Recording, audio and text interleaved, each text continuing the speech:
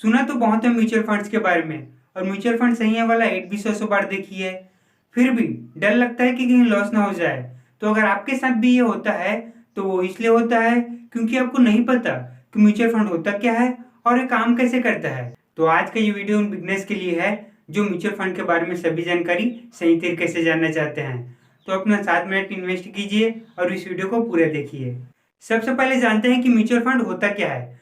तो ज्यादातर लोगों को लगता है कि म्यूचुअल फंड स्टॉक मार्केट में इन्वेस्ट करने का एक तरीका है, लेकिन आप म्यूचुअल फंड के जरिए सिर्फ शेयर्स में ही नहीं बल्कि गोल्ड में, सिल्वर में, डेट में और यहाँ तक कि रियल इस्टेट में भी इन्वेस्ट कर सकते हैं। दोस्तों, आज की डेट में 1000 से भी ज्यादा म्यूचुअल फंड स्कीम्स मार्केट में अवेलेबल है। तो गलती से आपने सबसे खराब स्कीम भी चुन लिया तो वो भी एफडी से ज्यादा रिटर्न देगा अगर आप लॉन्ग टर्म के लिए इन्वेस्टेड रहते हैं। तो यही रीजन है कि म्यूचुअल फंड का नॉलेज रखने वाले लोग एफडी को बिल्कुल भी पसंद नहीं करते और इसे जी भर के गालियां देते हैं। म्यूचुअल फंड में लॉन्ग टर्म में लॉस हो इसकी पॉसिबिलिटी लगभग ना के बराबर होता है, लेकिन अगर आपने एक अच्छा स्कीम चुन लिया तो आपको 20 से 25% तक का रिटर्न मिल सकता है। तो इस तरह म्यूचुअल फंड में 8 से लेकर 25% तक का रिटर्न मिलता है, जो कि गोल्ड, सिल्वर और रियल एस्टेट से कहीं ज्यादा है। और इसी वजह से म्यूचुअल फंड के बारे में जानना जरूरी हो जाता है। तो सबसे पहले जानेंगे कि म्यूचुअल फंड होता क्या है, ये काम कैसे करता है, कैसे इन्वेस्ट कर सकते हैं म्यूचुअल फंड में, और साथ ही ये भी जानेंगे कि इसके फायदे और नुकसान क्या हैं। और साथ ही जानेंगे कुछ ऐसी बातें जो आपको जानना जरूरी हो जाता है म्यूचुअल फंड्स के बारे में। तो बिना किसी देरी किए सीधे चलते हैं आज के टॉपिक पर। तो अगर आप शेयर मार्केट में इन्वेस्ट करना चाहो तो आप 3 तरह से इन्वेस्ट कर सकते हो। पहला ऑप्शन आपके पास यह है कि आप खुद ही एनालिसिस करो कि कौन से शेयर अच्छा परफॉर्म करेगा, कौन से शेयर में लॉस हो सकता है और कौन से शेयर में इन्वेस्ट करने से बचना सही रहेगा। देखो, सबके पास उतना डीप नॉलेज नहीं होता कि वो लॉस से बचकर अच्छा प्रॉफिट बना सके, क्योंकि इक्विटी मार्केट उतना भी आसान नहीं होता। वैसे भी जितने लोग शेयर मार्केट में इन्वेस्ट कर रहे होते हैं उनमें से ज्यादातर अंधेरे में तीर मार रहे होते हैं। दूसरा ऑप्शन आपके पास यह है कि आप कोई एक्सपर्ट हायर कर सकते हैं जो आपको एनालिसिस करके बताएगा कि कौन सा शेयर खरीदना है और कौन सा बेचना है। डेफिनेटली ये वाला ऑप्शन पहले वाले से थोड़ा बेहतर है, खासकर उन लोगों के लिए जिनके पास टाइम नहीं होता या उन्हें शेयर पिक करने नहीं आता। और अब डिजिटल इंडिया का जमाना है तो कई सारे ऐसे वेबसाइट भी आपको मिल जाएंगे जो आपको शेयर पिक करने में मदद कर सकते हैं। हालांकि वो बात अलग है कि ऐसे वेबसाइट वाले एडवाइस आपके सिर दर्द का कारण जरूर बन सकता है और एक्सपर्ट हाई फाई चार्ज भी ले लेता है। तो इस तरह 90% लोग कोई एडवाइजर अफोर्ड नहीं कर सकते। अब बात करते हैं तीसरे और बेस्ट ऑप्शन की, जो है म्यूचुअल फंड के जरिए स्टॉक मार्केट में इन्वेस्ट करना। जब आप म्यूचुअल फंड के जरिए स्टॉक मार्केट में इन्वेस्ट करते हो तो आपको रेगुलर ट्रैक नहीं करना पड़ता, फीस भी कम होता है और सबसे बड़ी बात, एक एक्सपर्ट आपके पैसों को इन्वेस्ट करता है आपके लिए। अब आप सोच रहे होंगे कि एक्सपर्ट की फीस तो हाई फाई होता है, तो म्यूचुअल फंड में ये फीस कम कैसे होता है। तो इसको एक एग्जाम्पल के जरिए समझते हैं कि म्यूचुअल फंड में फीस कम क्यों होता है। जब आप कैब बुक करके 100 किलोमीटर जाते हो तो आपको वो कैब वाला 500-600 रुपये चार्ज कर लेता है, लेकिन जब आप उसी 100 किलोमीटर को बस से ट्रैवल करोगे तो आपको बस वाला 150-200 रुपये में ही पहुंचा देगा, क्योंकि यहाँ पे आप अकेले नहीं हो, यहाँ पे 40-50 लोग एक साथ ट्रैवल कर रहे हो। लेकिन जब आप ट्रेन से 100 किलोमीटर दूर जाओगे तो ट्रेन आपको 50 रुपये में ही पहुंचा देगा, क्योंकि यहाँ पे आप 2000 लोग साथ में ट्रैवल कर रहे हो। यही चीज म्यूचुअल फंड में भी होता है। म्यूचुअल फंड में लाखों लोग इन्वेस्ट करते हैं, तो म्यूचुअल फंड वाले सबसे 1% भी चार्ज करे तो उनके पास बड़ा अमाउंट चला जाता है। यही रीजन है कि म्यूचुअल फंड में फीस कम होता है। ये जो म्यूचुअल फंड वाले चार्ज लेते हैं उसे एक्सपेंस रेशियो कहते हैं। नॉर्मली ये 0.5 से 2% तक का होता है। अब जानते हैं कि म्यूचुअल फंड काम कैसे करता है। तो अगर आपको 10,000 रुपये इन्वेस्ट करना हो तो आप खुद से इन्वेस्ट कर सकते हैं या किसी एडवाइजर की मदद ले सकते हैं। अब एडवाइजर ये कह दे कि पेज इंडस्ट्रीज या एमआरएफ के शेयर खरीद लो, ये अच्छा परफॉर्म करने वाले हैं, तो क्या आप ऐसे शेयर खरीद सकते हो? नहीं ना, नहीं खरीद सकते, क्योंकि ये दोनों शेयर 10,000 से कहीं ज्यादा के हैं। लेकिन ये पॉसिबल हो जाता है म्यूचुअल फंड के जरिए। म्यूचुअल फंड करता क्या है, बहुत सारे लोगों से थोड़े थोड़े पैसे कलेक्ट करता है। जैसे किसी म्यूचुअल फंड ने 100 लोगों से 1000 रुपए कलेक्ट कर लिए, अब वो उन पैसों से पेज इंडस्ट्रीज के 2 शेयर खरीद लेता है। अब यहाँ पे 100 लोगों के पैसों से पेज इंडस्ट्रीज के 2 शेयर खरीदा गया है, तो ये बटेगा कैसे?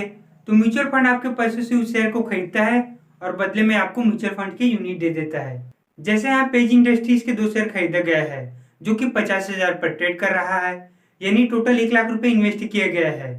अब 100 लोगों ने मिलकर वो पैसा लगाया था, तो म्यूचुअल फंड सबको हजार हजार रुपए के एक यूनिट दे देगा। तो इस तरह जितने लोग उस फंड में इन्वेस्ट करते हैं वो उस शेयर के ओनर बन जाते हैं। जैसे मेरा एग्जांपल ले लेते हैं, मैंने ना कुछ पैसे डेट फंड में इन्वेस्ट किया है, तो जैसा कि आप देख सकते हैं मुझे इस फंड्स के यूनिट मिले हैं। तो इस तरह आप भी कम पैसों के साथ ज्यादा कंपनियों में इन्वेस्ट कर सकते हैं। अब ये म्यूचुअल फंड लाता कौन है, तो इसे एएमसी कहते हैं, एसेट मैनेजमेंट कंपनी। एएमसी कहता है हमने एक फ्लेक्सी कैप फंड लॉन्च किया है जिसमें हम छोटे बड़े सभी अच्छे अच्छे कंपनियों में इन्वेस्ट करेंगे। हमने ये फंड मैनेजर बैठा रखा है जो शेयर्स पिक करने में एक्सपर्ट है। आप अपना पैसा हमें दे, हम आपको अच्छा रिटर्न ला के देंगे। अब जो जो इन्वेस्ट करने में इंटरेस्ट रखता है, जैसे आप और मैं और हमारे जैसे बाकी लोग, अपने अपने हिसाब से कोई 500, कोई 1000, कोई 10,000, कोई 50,000 इस म्यूचुअल फंड में इन्वेस्ट कर देगा। ऐसा करके जितना पैसा इकट्ठा हुआ है उसे एयूएम कहते हैं, एसेट अंडर मैनेजमेंट, यानी टोटल पैसा जो म्यूचुअल फंड को गया है। अब फंड मैनेजर स्ट्रेटेजी बनाएगा कि कब और कैसे कितने पैसे इन्वेस्ट करना है, और आपको मिलेगा उस म्यूचुअल फंड के यूनिट्स जिसको आप कभी भी बेच सकते हैं। 24 घंटे के अंदर आपके अकाउंट में पैसे डाल दिया जाता है। अब बात करते हैं म्यूचुअल फंड के एडवांटेज के बारे में कि क्यों म्यूचुअल फंड में इन्वेस्ट करना फायदेमंद होता है। पहला एडवांटेज है कम पैसों में ज्यादा डाइवर्सिफिकेशन। अगर आप 2-4 हजार इन्वेस्ट करना चाहो तो आप ज्यादा कंपनियों के शेयर नहीं खरीद सकते, लेकिन म्यूचुअल फंड में लाखों लोग इन्वेस्ट करते हैं तो आपके 2-4 हजार भी कई सारी कंपनियों में इन्वेस्ट हो जाते हैं। दूसरा एडवांटेज, जैसे कि मैंने कैब, बस और ट्रेन का एग्जाम्पल देकर समझाया था कि म्यूचुअल फंड में लाखों लोग एक साथ इन्वेस्ट करते हैं तो इससे कम फीस में ही एक एक्सपर्ट मिल जाता है। म्यूचुअल फंड में फीस नॉर्मली 0.5% से 2% तक होता है, जो कि काफ़ी कम है। तीसरा एडवांटेज, किस शेयर को खरीदना है, किस शेयर को बेचना है, ये फंड मैनेजर डिसाइड करेगा, तो आप टेंशन फ्री होकर अपने काम पर ध्यान दे सकते हो। चौथा एडवांटेज, आपने एसआईपी के बारे में जरूर सुना होगा। इसमें एक बार सेट कर देना होता है कि हर महीने मुझे इतने रुपए इस म्यूचुअल फंड में इन्वेस्ट करना है, फिर ऑटोमेटिकली पैसे आपके बैंक अकाउंट से उस म्यूचुअल फंड में इन्वेस्ट होता रहता है।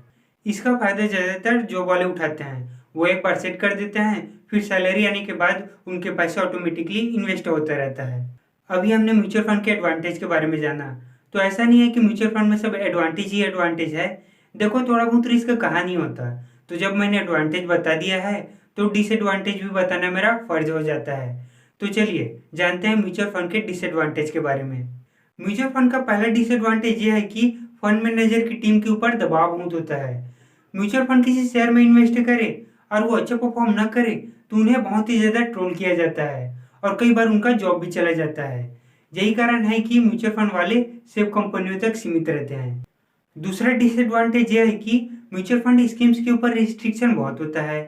जैसे किसी मल्टी कैप फंड के लिए 25% लार्ज कैप में इन्वेस्ट करना जरूरी होता है, 25% मिड कैप में इन्वेस्ट करना जरूरी होता है और 25% स्मॉल कैप में इन्वेस्ट करना जरूरी होता है, और कई बार इस वजह से वो किसी अपॉर्चुनिटी का पूरा फायदा नहीं उठा पाते।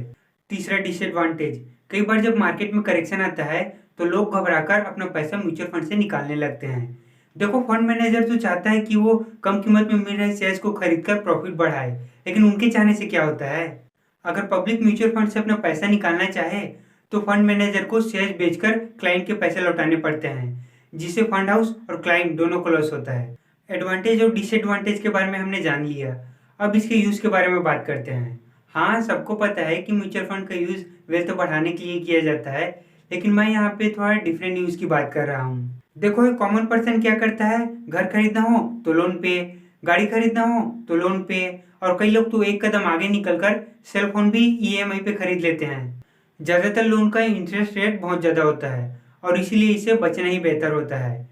इसके लिए कई लोग बचत जरूर करते हैं, लेकिन उनके बचत को भी इन्फ्लेशन खा जाता है। लेकिन एक स्मार्ट पर्सन बड़े गोल्स को अचीव करने के लिए म्यूचुअल फंड में इन्वेस्ट करता है, जिससे उसका बचाया गया पैसा कंपाउंड होता रहता है। दोस्तों, मैं म्यूचुअल फंड में एंजल वन के जरिए इन्वेस्ट करता हूँ। मैंने बहुत समय से एंजल वन में अपने डीमेट अकाउंट रखा हुआ है, आज तक कोई शिकायत नहीं आया। तो अगर आपको भी एंजल वन में डीमेट अकाउंट ओपन करना है तो मैंने डिस्क्रिप्शन में लिंक दे रखा है। दोस्तों, ये कोई स्पॉन्सर्ड वीडियो नहीं है। एंजल वन मैंने इसलिए सजेस्ट किया क्योंकि ये पर्सनली मुझे अच्छा लगता है।